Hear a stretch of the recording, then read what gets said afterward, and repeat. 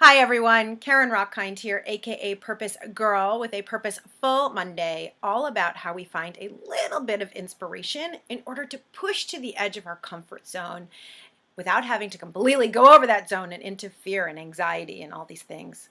So for all of us who are on our path, we want to be doing great things in the world, right? We want to be making an impact. We want to be making a difference. We want to be really fully living and enjoying our life. And yet we all have things that hold us back. So, whether they're fears or anxieties, we have some legitimate experiences or legitimate thoughts sometimes that do hold us back.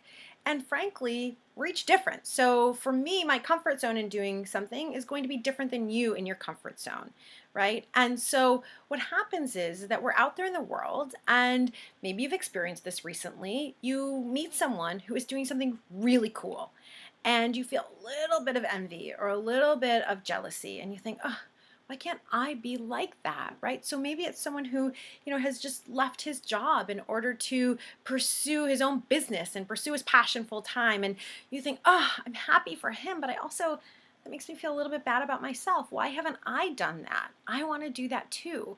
Or maybe you were at the beach this weekend and you saw someone who had a smoking bod and you felt a little bit bad about yourself and you thought, I wish I had started my exercise program. And when we wish that and we use it as inspiration to go ahead and do whatever that thing is, then that's great. Often, though, what we do is we just compare ourselves to others and we get trapped in an endless cycle of sadness, anxiety, feeling really bad about ourselves, and none of it's worth it and none of it is good. The thing we need to remember, though, is if we have that moment where we have that bit of envy, that bit of comparison, it usually means that there's something that we really, really want, something that's going to help us further along our path to purpose. So I want you to think about, how can I use this yearning feeling as inspiration? And what might be one thing I can do to push to the edge of my comfort zone?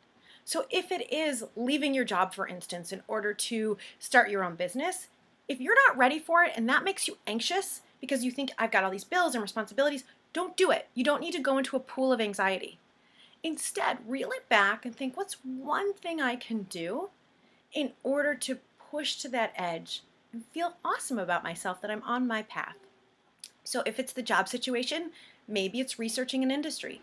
Maybe it's calling up a few people who are entrepreneurs and learning, what is that really like?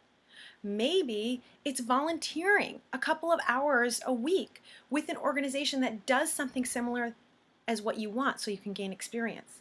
It's just pushing a little bit to the edge of your comfort zone, but without having to completely go into a pool of anxiety. And you get to still feel good about who you are, because you don't need to become something different than you are. You're perfect exactly as is, right? That yearning just tells us that we have a little something that we want to play with.